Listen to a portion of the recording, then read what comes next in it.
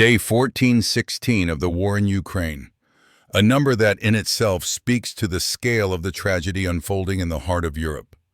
Almost 4 years of conflict, and instead of a light at the end of the tunnel, we see new threats, new warnings, new dividing lines. With you is Victor Grosz, and today we will analyze the events that cast serious doubt on all hopes for a speedy end to this war. A drama is unfolding right now, where each side takes irreconcilable positions, where diplomatic statements sound like ultimatums, and warnings about new strikes become part of the daily reality for millions of people. The atmosphere resembles a dangerous dance on the edge of an abyss, when each step can lead either to de-escalation or to a new round of violence. Warning of massive strikes, categorical refusals to accept the proposal of the opposite side, accusations of forming military axes, threats against potential peacekeepers, strikes on critical infrastructure, millions of people without electricity and water. All this adds up to a picture of a conflict that is far from over. Despite all the talk about peace plans and post-war guarantees, let's delve into the details, because behind the dry news reports are the destinies of people, the logic of confrontation, and the calculations of the parties, which will determine how long this war will last. Russia has called the plan to deploy European troops in Ukraine dangerous, dispelling hopes for an early end to the nearly 4-year war. This statement was a cold shower for those who hoped that the intensive diplomatic contacts of recent weeks would lead to a breakthrough. European leaders and American envoys announced this week that post-war guarantees for Ukraine would include a U.S.-led monitoring mechanism and the deployment of multinational European forces after the cessation of hostilities. Sounds logical, right? If the parties agree on a truce, someone must monitor its observance. But here a fundamental problem arises. What seems reasonable to one side is perceived as an unacceptable threat to the other. However, Moscow has repeatedly warned that it will not accept the sending of such troops to Ukraine by any NATO members. The Kremlin's position is extremely rigid and consistent throughout the conflict. No military presence of the alliance on Ukrainian territory in any form, under any guise. All such units and facilities will be considered legitimate military targets for the Russian armed forces. Russian Foreign Ministry spokeswoman Maria Zakharova said on Thursday, repeating a threat previously made by Vladimir Putin. This is not just diplomatic rhetoric. This is a direct warning that any foreign military on Ukrainian soil will become targets for Russian strikes. Calling the plan dangerous and destructive, she accused Kiev's allies of forming an axis of war. The term axis of war clearly refers to historical analogies and is intended to emphasize that Moscow sees the actions of the West not as peacekeeping, but as preparation for further confrontation.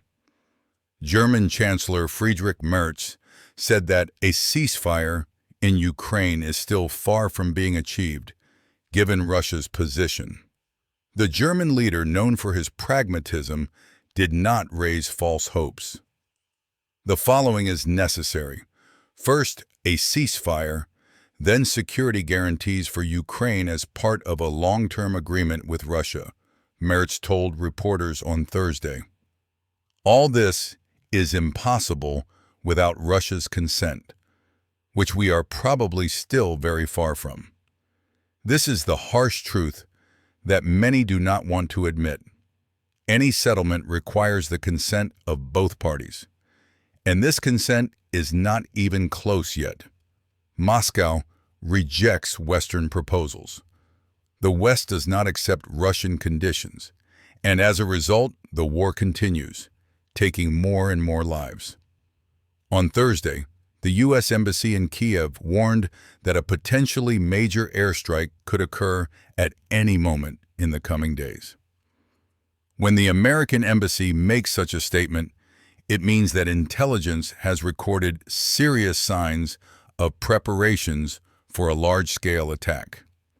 Volodymyr Zelensky repeated this warning in his evening address, telling Ukrainians that another massive Russian strike could occur overnight, without elaborating. It is very important to pay attention to the air raid warning, the president of Ukraine added, advising Ukrainians to take shelter in a safe place as required. For residents of Ukrainian cities, this is already a routine developed over almost 4 years of war. Hear the siren, run to the shelter. But that doesn't make it any less scary. Anglo-French stabilization forces in Ukraine will need to deploy thousands of troops to successfully deter Russia from violating the post-war truce. Ben Hodges said, the proposed multinational force, which was discussed this week by British and French leaders with Zelensky in Paris, should be powerful enough to deal with likely provocations orchestrated by the Kremlin. Pay attention to the wording, likely provocations orchestrated by the Kremlin. Western military experts assume that even after a truce is reached, Moscow will try to violate it. From the Russian side, of course, there is a mirror accusation. It is the West that is preparing provocations under the guise of peacekeeping. Russia attacked Ukraine with drones and missiles, killing 3 people and wounding at least 16 in Kyiv on Thursday night, Ukrainian officials said. Several areas of the capital were affected. In the Desnyansky district, a drone fell on the roof of a multi-story building. In some areas of the capital, water and electricity supplies were disrupted, said Kyiv Mayor Vitaly Klitschko. 3 people were killed, 16 were injured. Behind these figures are specific people whose lives were cut short or changed forever. Someone did not have time to run to the shelter. Someone just happened to be in the wrong place at the wrong time. War does not choose who to take. The mayor of Lviv, Andriy Sadovyi, said that at night Russia also struck critical infrastructure facilities in the western city of Lviv with an unidentified ballistic missile. Later, the Western Air Command of Ukraine reported that the missile was traveling at a speed of 13,000 km/h, more than 8,000 miles per hour, and that the specific type of missile is being clarified. 13,000 km/h. This is the speed at which air defense systems have only a few seconds to react. Hypersonic weapons, which have been talked about so much in recent years, are becoming a reality of modern conflicts. According to NetBlocks, there were serious internet disruptions in Belgorod, Western Russia, after missile attacks on energy facilities. On Friday, the monitoring organization issued a statement saying that preliminary analysis indicates one of the most effective infrastructure strikes by Ukraine since the beginning of the war. Here it is, the second front of this war. Strikes on critical infrastructure. Russia is hitting Ukrainian energy facilities. Ukraine is responding with strikes on Russian ones. Civilians suffer first and foremost, finding themselves without light, heat, water, and communication. On Thursday, Ukrainian authorities were scrambling to restore power after Russian drones caused near-total power outages in 2 southeastern regions of the country overnight, which Zelensky said was an attempt to break his country. According to the private energy company DTEK, on Thursday afternoon, Nearly 500,000 households in industrialized Dnipropetrovsk, one of the largest regions of Ukraine, remained without electricity. 500,000 households. That's millions of people sitting in the dark and cold, not knowing when the light will return. Earlier, Deputy Prime Minister Oleksiy Kuleba said that more than 1,700,000 households in Ukraine were facing water supply problems. In the Zaporizhzhia region, the Ministry of Energy reported the restoration of electricity supply after a power outage, due to which the infrastructure was forced to rely on reserves. Zelensky announced new missile strikes by Russian troops on residential buildings in his hometown of Kryvyi Rih, Dnipropetrovsk region.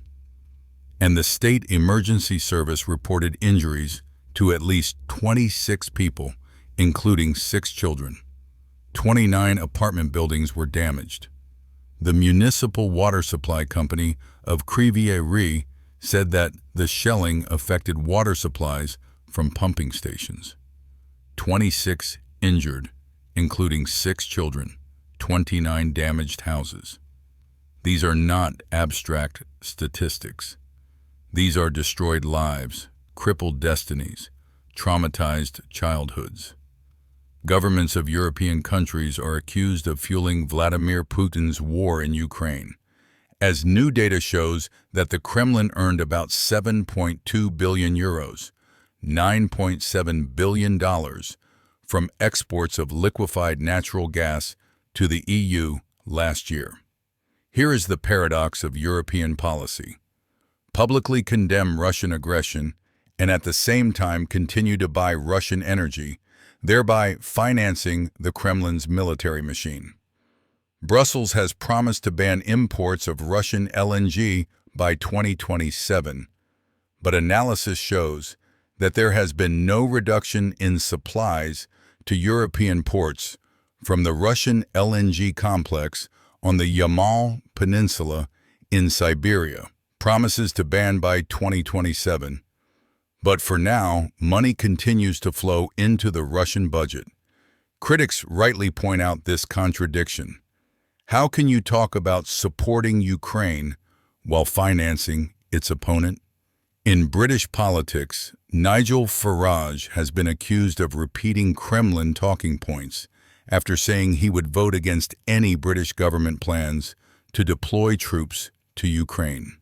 On Tuesday, Britain and France said they were ready to send troops to Ukraine after a peace agreement was reached. But the leader of the British Reform Party said he would vote against any such moves to deploy troops in the country. Farage's comments call into question his commitment to Britain's national security, said Cabinet Minister Pat McFadden. This is how opposition to the deployment of troops is automatically equated to working for the Kremlin. The discussion about whether to risk the lives of British soldiers turns into a test of loyalty and patriotism. Before sending any British troops on peacekeeping missions to Ukraine, Keir Starmer told the House of Commons that British parliamentarians would hold debates and votes. The Prime Minister said that details about the number of troops being sent would be announced at that stage. At least democratic procedures are being followed here. The decision to send troops will be made by Parliament, not solely by the head of government. So, what do we have on the 16th day of the war? Moscow categorically rejects plans to deploy Western troops in Ukraine, threatening to consider them legitimate military targets. Kiev warns of impending massive strikes. European leaders admit that peace is still very far away. Strikes on critical infrastructure continue on both sides, leaving millions of people without electricity and water. Europe continues to buy Russian gas, financing the military machine it publicly opposes. And politicians who oppose sending troops are accused of working for the enemy. This is a war that is far from over. This is a conflict where each side takes irreconcilable positions, where compromise seems unattainable, where ordinary people suffer first and foremost.